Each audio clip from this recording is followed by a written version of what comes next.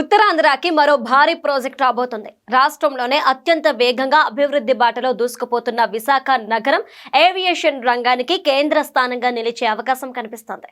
బ్రెజిల్కి చెందిన ప్రముఖ విమానాల తయారీ సంస్థ ఎంబ్రాయర్ ఇండియాలో విమానాల అసెంబ్లింగ్ యూనిట్ ఏర్పాటు చేయడానికి ఆసక్తి చూపిస్తోంది. అదానీ గ్రూప్తో కలిసి ఎంబ్రాయర్ విమానాల తయారీ పరిశ్రమ ఏర్పాటు చేయడానికి చర్చలు జరుగుతున్నాయి. గుజరాత్ రాష్ట్రంలోని ధోలేరా, ఆంధ్రప్రదేశ్లోని భోగాపురం ప్రాంతాలను ఎంబ్రాయర్ ప్రతినిధులు పరిశీలించారు. అంటే విమానాల తయారీ పరిశ్రమ కోసం మన రాష్ట్రం గుజరాత్తో పోటీ పడుతోందన్నమాట. భోగాపురం విమానాశ్రయాన్ని ప్రమాణ అవసరాల కోసమే కాకుండా ఇక్కడ భారీ ఏవియేషన్ హబ్ను డెవలప్ చేయాలని రాష్ట్ర ప్రభుత్వం పక్కా ప్రణాళికతో ముందుకెళ్తోంది. ఇప్పటికే ఏవియేషన్ ఎడ్యుసిటీ పనులు ప్రారంభమయ్యాయి.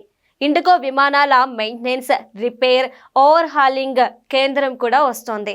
ఇప్పుడు ఎంబ్రాయర్ కూడా వస్తే భారతదేశంలో విమానాలు తయారు చేసే మొదటి రాష్ట్రంగా ఏపీ రికార్డు సృష్టిస్తుంది. అదానీ గ్రూప్ దేశంలో అనేక ఎయిర్పోర్ట్లను నిర్వహిస్తోంది. ఈ మధ్య విమానాల నిర్వహణ రంగంలోకి అడుగుపెట్టింది. ఎంబ్రాయర్ సంస్థ 70 నుంచి 140 సీట్ల సామర్థ్యం కలిగిన చిన్న, మధ్య తరహా విమానాలను తయారు చేస్తుంది. ఈ కంపెనీ వస్తే అనుబంధంగా విడి భాగాల తయారీ సంస్థలు వస్తాయి.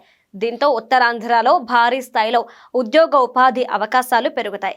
గుజరాత్ నుంచి పోటీయే ఎంబ్రాయర్ ఏపీ ఎంట్రీకి పెద్ద అవరోధం.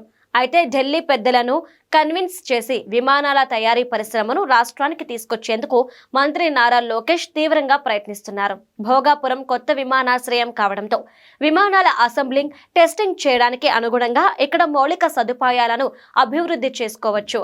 ఈ పాయింట్తోనే ఎంబ్రాయర్ కంపెనీ వైపు మొగ్గు చూపే అవకాశం ఉంది. అయితే అదే జరిగితే భోగాపురం ప్రపంచ మ్యాప్లో ప్రత్యేక స్థానం సంపాదించుకుంటుంది.